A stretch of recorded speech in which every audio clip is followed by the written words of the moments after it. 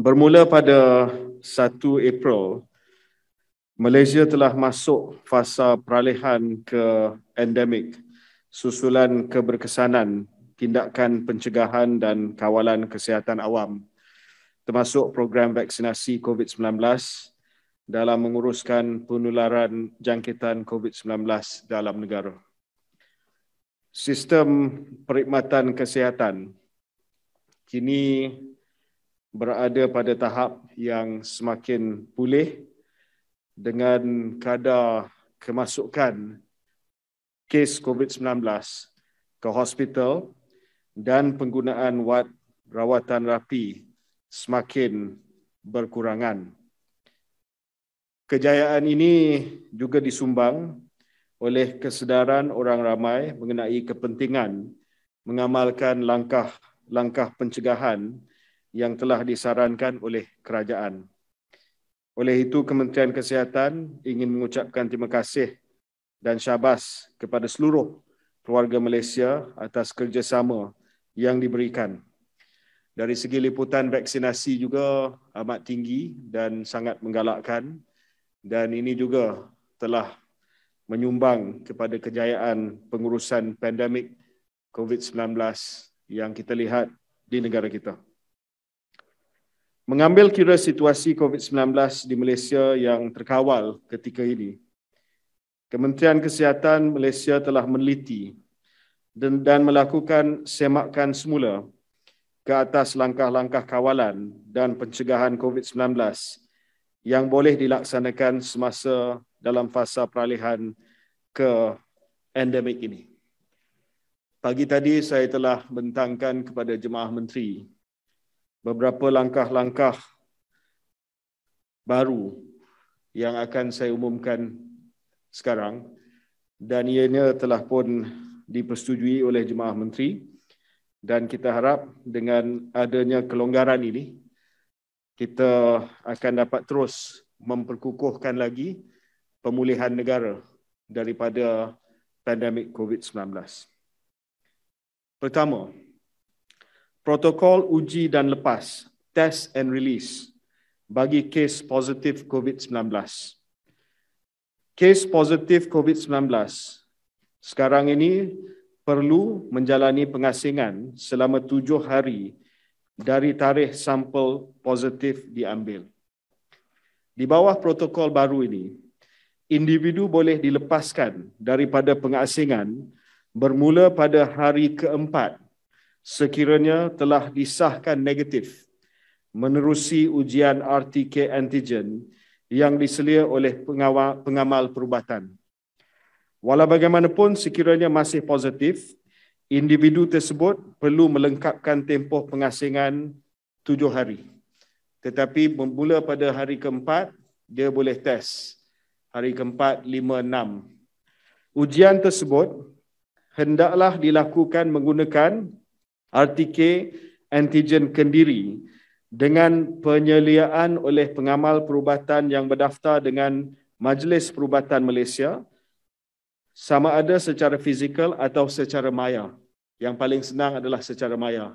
Buat virtual test pada hari keempat melalui video call dengan mana-mana pengamal perubatan yang berdaftar dengan MMC, dan sekiranya negatif, maka keputusan ujian tersebut dimasukkan ke dalam sistem e-COVID oleh pengamal perubatan bagi memastikan integrasi data dengan MySejahtera dapat berlaku agar individu tersebut segera mendapat perintah pelepasan daripada pengasingan apabila keputusan ujian pengesanan tersebut negatif COVID-19. Sekiranya individu tidak memilih untuk menjalani ujian pengesanan COVID-19, maka pelepasan akan diberikan secara automatik seperti mana sekarang setelah menjalani pengasingan selama 7 hari. Jadi ini adalah yang pertama, test and release bagi kes positif bermula hari keempat, sekiranya negatif bolehlah keluar daripada HSO. Yang kedua, semakkan semula keperluan vaksinasi lengkap untuk masuk ke premis. Kemasukan individu ke mana-mana premis adalah dibenarkan tanpa mengira status vaksinasi mereka. Dan Sekarang ini kita minta supaya pemilik premis hanya cek, bukan status vaksinasi, tetapi mereka cek sama ada pelanggan itu positif ataupun tidak melalui status mereka dalam MySejahtera. Individu yang tidak dibenarkan masuk dalam premis adalah individu yang positif COVID-19 dan juga individu dalam tempoh HSO, termasuk pengembara yang tidak lengkap vaksinasi yang baru tiba di Malaysia. Jadi tidak lagi melihat kepada status vaksinasi, tetapi lebih kepada sama ada mereka adalah kategori high risk, HSO ataupun tidak. Ketiga, semakkan semula keperluan pengujian COVID-19 ke atas pengembara warga negara dan bukan warga negara yang tiba di Malaysia. Keperluan pengujian COVID-19 sebelum berlepas ke Malaysia dan pengujian COVID-19 semasa ketibaan di Malaysia digugurkan. Bagi kumpulan pengembara berikut. Pengembara berusia 13 tahun ke atas yang telah lengkap vaksinasi, pengembara yang mempunyai sejarah jangkitan COVID-19 dalam tempoh 6 ke 60 hari dari tarikh sembuh sebelum melepas ke Malaysia, dan pengembara berusia 12 tahun dan ke bawah tanpa mengira status vaksinasi tidak perlu lagi melaksanakan pre-departure test ataupun on-arrival test. All testing protocols have been dropped for these categories. Bagaimanapun, pengembara dengan status vaksinasi tidak lengkap atau belum menerima vaksinasi perlu kekal dengan protokol yang sedia ada, iaitu pre-departure test, on-arrival test dan seterusnya bagi mereka yang belum divaksinasi ataupun tidak lengkap vaksinasi. Pengembara yang dikesan bergejala semasa berada di pintu masuk antarabangsa negara akan diarahkan menjalani ujian saringan COVID-19 menggunakan RTK antigen profesional di pintu masuk antarabangsa. Polisi ini yang saya umumkan tadi berkenaan dengan tiada keperluan untuk tes bagi kumpulan-kumpulan yang saya sebutkan tadi, diguna pakai untuk semua kategori pengembara termasuklah umrah, haji dan juga pekerja asing. Bagi pengembara umrah dan haji, mereka masih dikehendaki untuk mendapatkan vaksinasi dos penggalak sebelum berlepas ke Tanah Suci. Manakala semua pengembara masih perlu mengemukakan traveller's card yang dipaparkan dalam aplikasi MySejahtera semasa ketibaan di pintu masuk antarabangsa. Jadi MySejahtera traveller's card is still required. That is the only requirement now with the tests being dropped. Keempat, semakkan semula keperluan insurans COVID-19 sebelum masuk ke Malaysia. Insurans COVID-19 bagi pengembara bukan warga negara Malaysia tidak lagi menjadi prasyarat kemasukan ke Malaysia. So you do not need to have a traveller's insurance anymore to come to Malaysia. Ya. Kelima, semakkan semula keperluan pemakaian pelitup muka. Saya ingin umumkan bahawa pemakaian pelitup muka adalah wajib apabila berada di dalam bangunan indoor dan di dalam pengangkutan awam termasuk e-hailing. Namun, pemakaian pelitup muka di luar bangunan, outdoor, dan kawasan terbuka adalah atas pilihan, optional. Tetapi masih amat digalakkan kerana pelitup muka mampu mengurangkan penularan jangkitan. Mudah kata, apabila dikuatkuasakan nanti protokol semua ini, pemakaian pelitup muka untuk kawasan terbuka adalah optional, tidak lagi wajib. Hanya pemakaian pelitup muka dalam kawasan tertutup, indoor, masih wajib. Pemakaian pelitup muka diwajibkan apabila berada di dalam bangunan, kawasan tertutup, termasuk gedung membeli belah, pejabat-pejabat dan pengangkutan awam termasuk e-hailing. Dan penguatkuasaan di bawah Akta 342 akan terus dijalankan kepada individu yang gagal mematuhi arahan pemakaian pelitup muka bagi kawasan tertutup. We will still enforce mask mandates indoors. Walau bagaimanapun, pelitup muka boleh ditanggalkan dalam keadaan di dalam bangunan indoor semasa melakukan senaman berat di dalam bangunan ataupun sekiranya berseorangan di dalam suatu ruang, ataupun ketika makan dan minum, ataupun ketika sedang berucap, ataupun ketika membuat persembahan.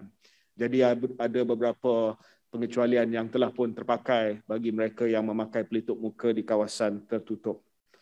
Pemakaian pelitup muka terutamanya di bangunan, dalam bangunan dan pengangkutan awam bagi Kementerian Kesihatan Malaysia masih lagi penting untuk melindungi diri serta orang sekeliling kita, terutamanya mereka yang berisiko tinggi seperti warga emas, kanak-kanak dan individu imunokompromis. Sebab itu kerajaan telah putuskan bahawa mask mandate ataupun mandat pelitup muka bagi kawasan tertutup masih diwajibkan.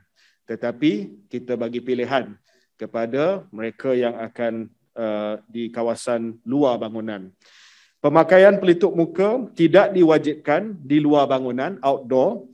Ia mengambil kira risiko penularan jangkitan yang rendah dalam keadaan di mana pengudaraannya adalah baik seperti kawasan luar.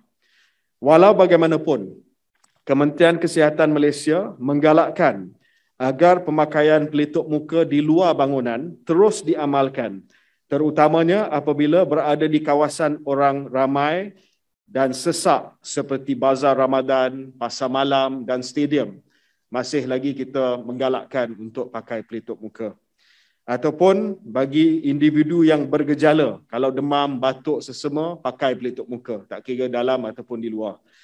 Individu yang berisiko tinggi, contoh warga emas, imunokompromis yang tiada vaksin, digalakkan untuk pakai pelitup muka walaupun di kawasan luar bangunan. Ataupun melakukan aktiviti bersama dengan orang yang berisiko tinggi seperti warga emas dan kanak-kanak. Jadi etika pemakaian pelitup muka ni mudah saja. Ya, di luar ada pilihan. Tetapi kalau ada kita nampak sesak orang ramai, pakailah pelitup muka. Ya, buat pilihan untuk pakai pelitup muka. Kalau ada orang yang tegur, cakap saya ni warga emas, saya minta cik kalau boleh pakai pelitup muka, pakailah pelitup muka. Ini adalah soal solidarity community dan tanggungjawab individu sekarang. Jadi kita bagi pilihan kepada rakyat Malaysia, penduduk di Malaysia sekarang ni, bahawa di kawasan luar adalah pilihan anda. Tapi buatlah pilihan berdasarkan kepada nasihat yang dikeluarkan oleh Kementerian Kesihatan hari ini.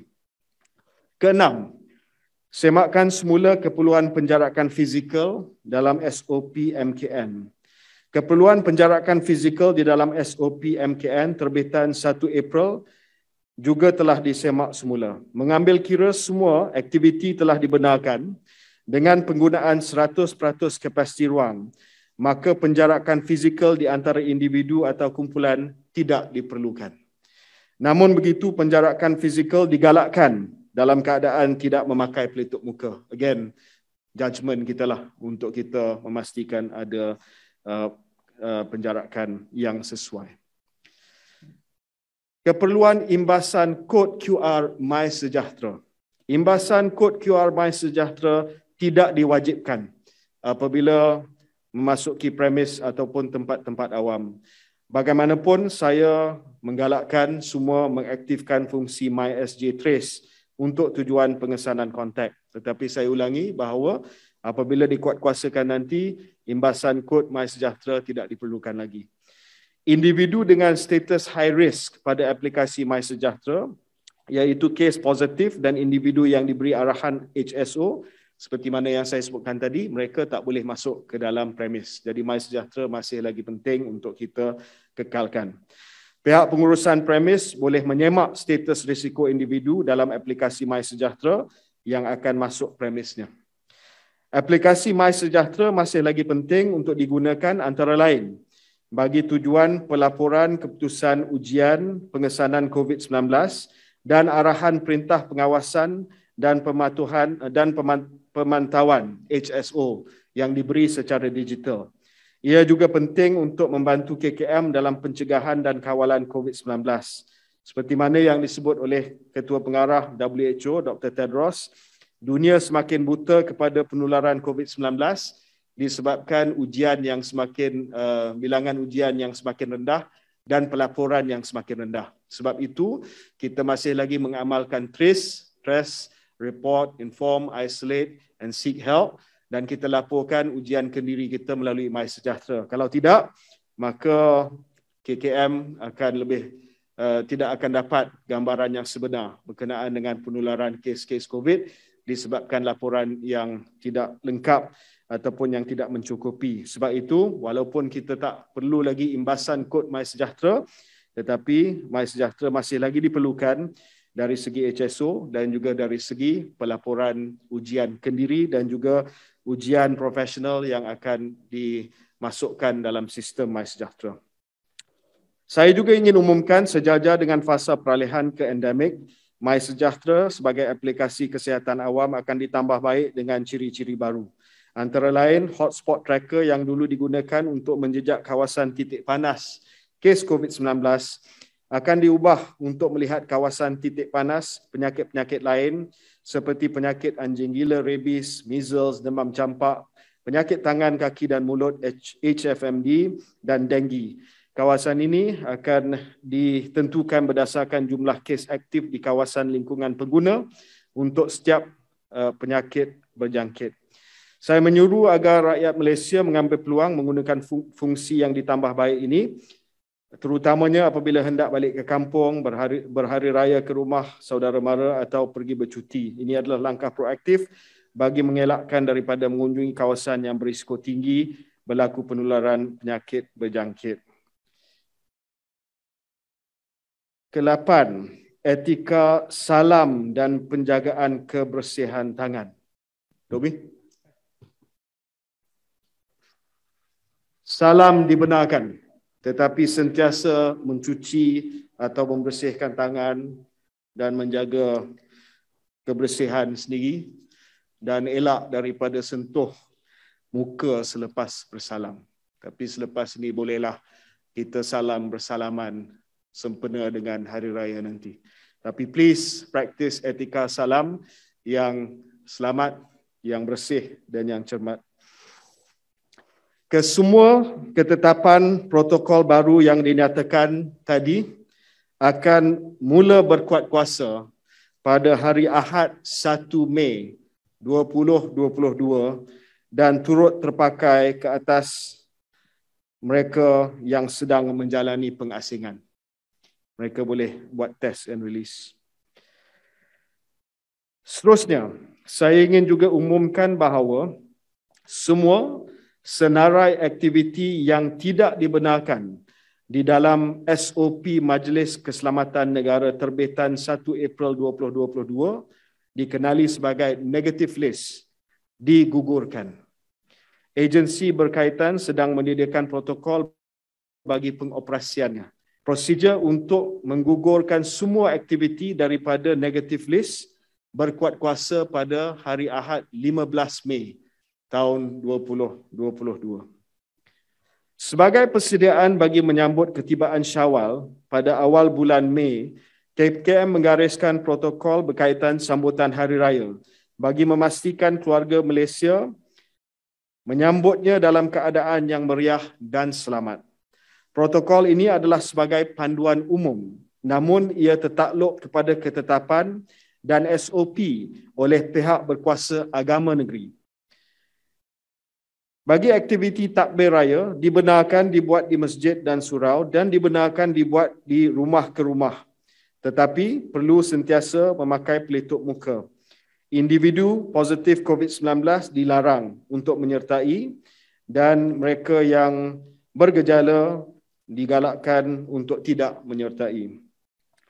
Solat sunat hari raya dibenarkan 100%, pelitup muka diperlukan dan individu positif COVID-19 dilarang.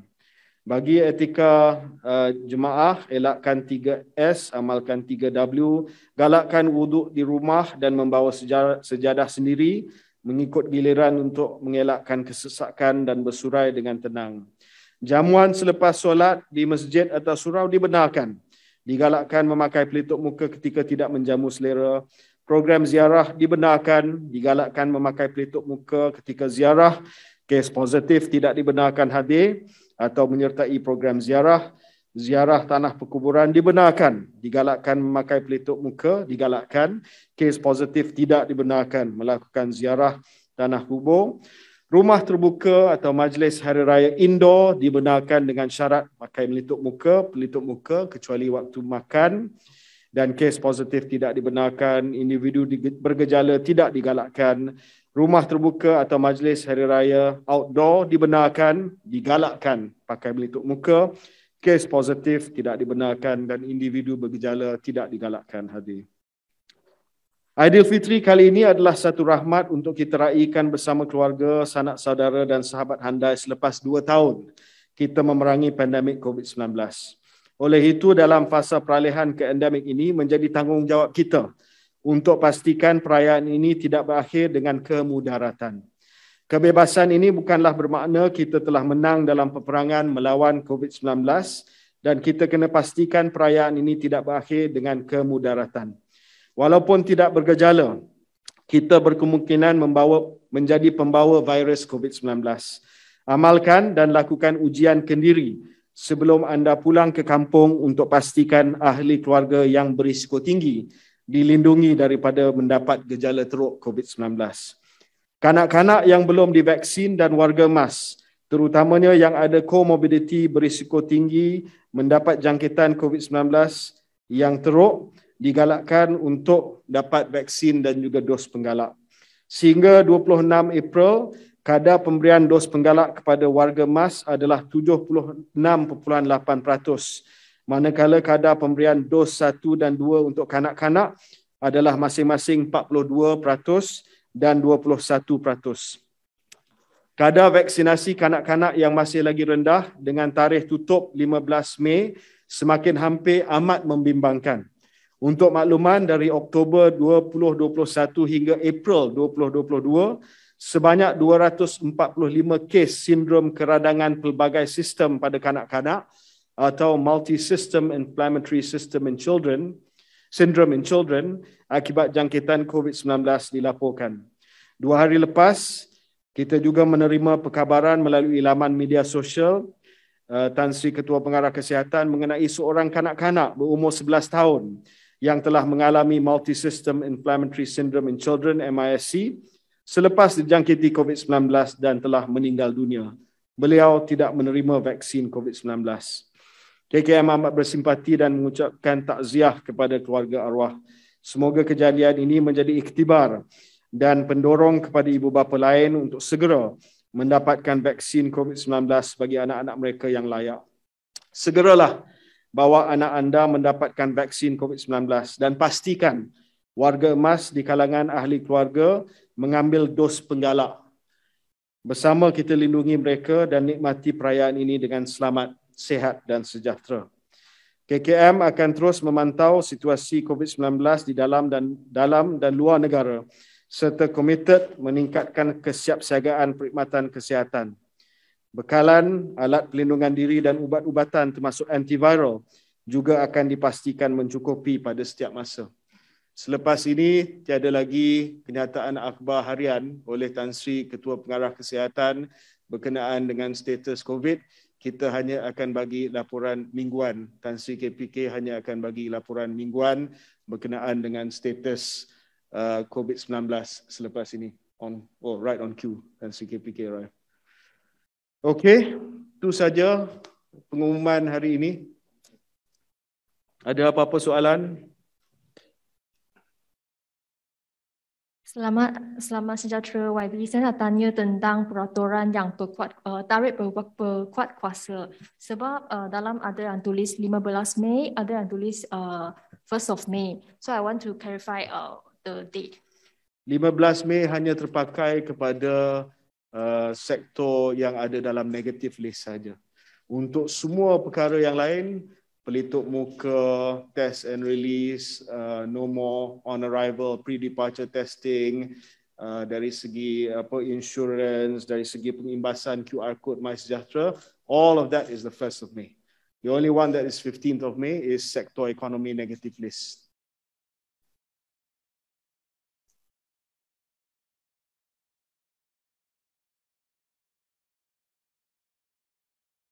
Ya, Joseph.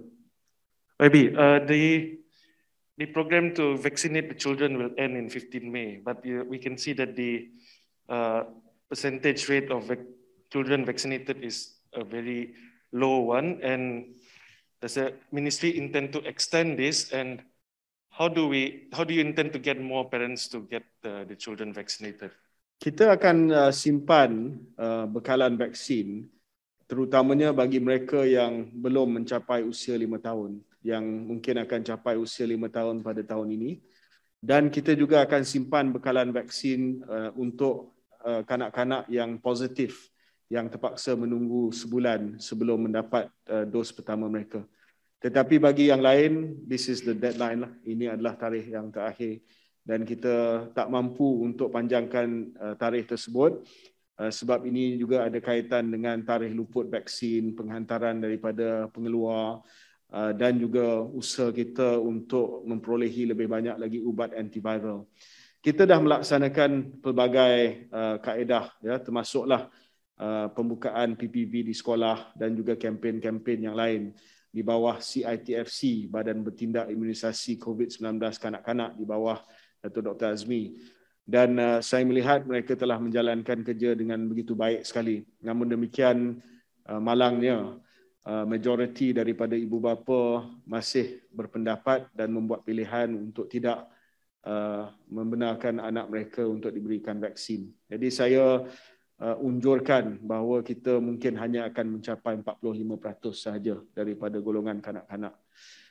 Tapi saya harap bahawa ibu bapa masih lagi ada masa, 2 minggu lagi akan mengambil peluang untuk mendapatkan vaksin untuk anak mereka. Selepas 15 Mei, kalau dia masih ada yang nak lagi walaupun the program ended, what do they do? Selepas 15 Mei, dia ada pilihan untuk mendapatkan vaksin melalui program vaksinasi berbayar, iaitu program vaksinasi yang mana mereka boleh dapat vaksin Sinovac tetapi secara berbayar. Itu option yang adalah. Dari segi Pfizer, itu hanya diberikan melalui Pick Kids dan tidak lagi ada yang diberikan selepas 15 Mei untuk mereka yang belum lagi dapat dos pertama.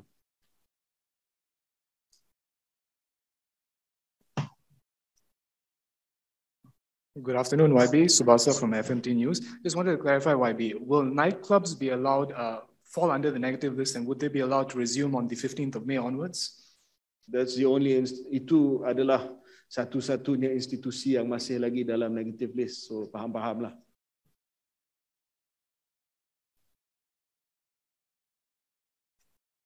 YB, Ashraf pada penama, just nak clarify yang statement harian Digi tu hari ni last ke ataupun ada hari lain? Esok last. Esok last. Buat secara mingguan.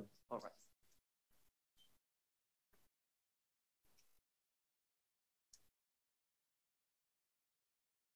YB, kalau kita lihat sekarang ni kes positif COVID-19 yang dilaporkan semakin menurun trennya, adakah ia disebabkan rakyat Malaysia tidak melaporkan kes tersebut kerana nak dekat raya ni kan?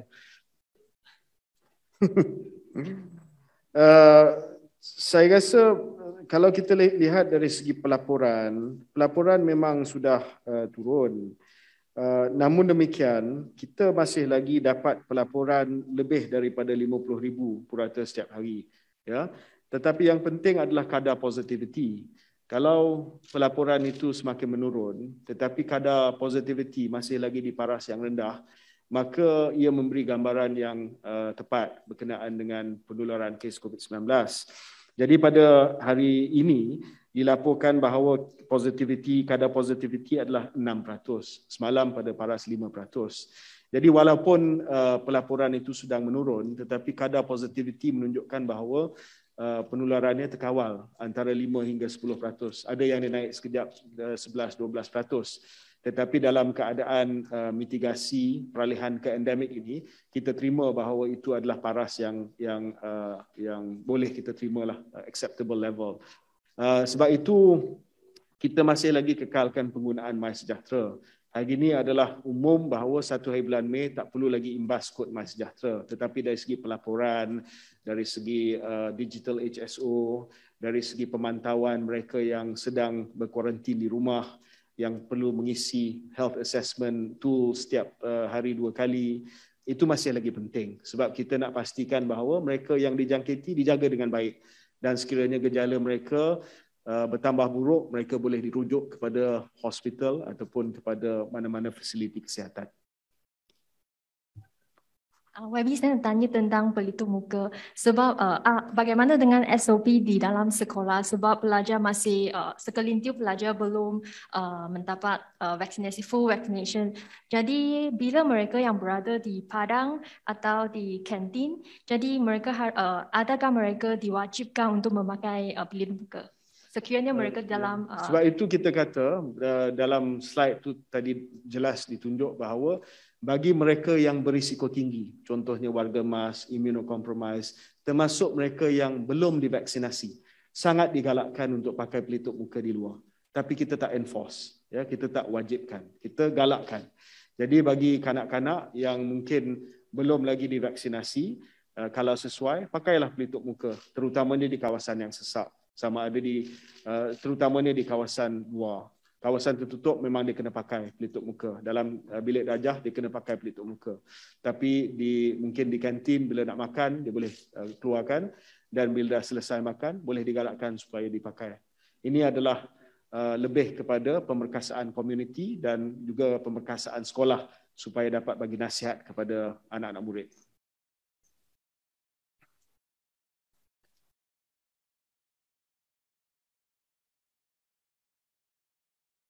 Roger. Alifah, Code Blue. Okay. Salam YB, Alifah dari Code Blue. We have 2 questions YB. I'll ask one at a time. Just quickly on the negative list YB a bit. I know you mentioned that protocols are being devised, but maybe what are... Yeah. Boleh dengar ke YB? Ya, Akin. Boleh dengar. Alright. Okay, Salam. I have 2 questions, YB. So, firstly, just quickly on the negative list, I know you mentioned that protocols are being devised, but maybe what are some of the health protocols that MOH is recommending? Maybe have pre-entry testing, or will you leave it to the owners to decide?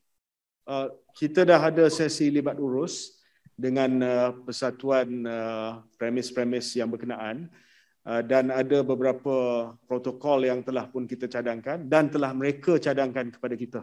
Dan protokol ini akan kita bawa ke Majlis Keselamatan Negara untuk dimuktamadkan. Sebab itu saya kata bagi negative list, premis-premis yang masih dalam negative list, dia hanya berkuat kuasa pada 15 hari bulan Mei. Ada masa sikit untuk kita muktamadkan protokol tersebut supaya pelanggan kepada premis-premis tersebut selamat bila mereka pergi ke premis-premis yang berkenaan. Okay, secondly, a short one on MySejahtera. Will the government avoid signing any contract for MySejahtera with MySJ or Entomo before the PAC table its findings in July, YB? Thank you. Keputusan KKM untuk menandatangani kontrak ini tidak tertakluk kepada laporan PAC. Lebih cepat kita muktamadkan kontrak supaya dapat kepastian ataupun certainty lebih baik untuk semua pihak. Okay?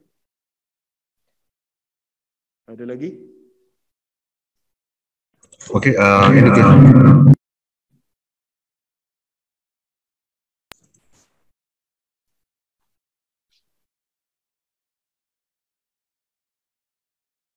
Wabi, no question anymore from Zoom. No question from Zoom. Tak ada. Ni, suara aku tak keluar pun. Oh ya. Quite clear. So everyone knows what is on the 1st of May. Yeah, everything is on the 1st of May apart from the negative list, which is 15th of May. Yeah.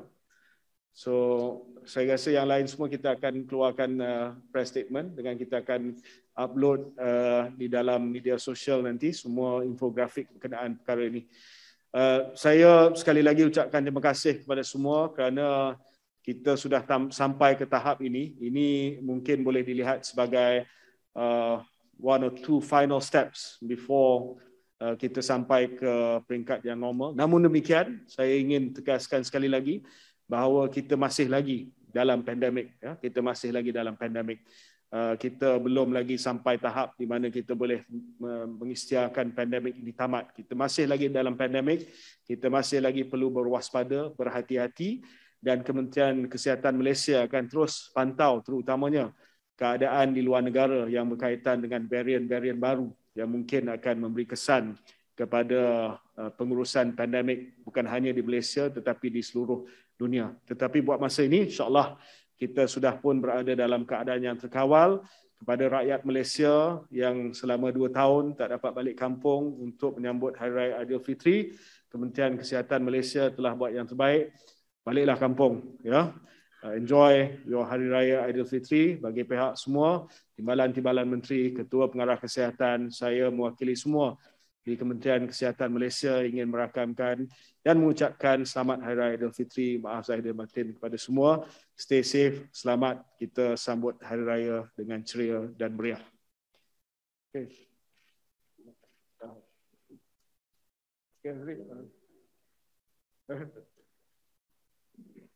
Cepat.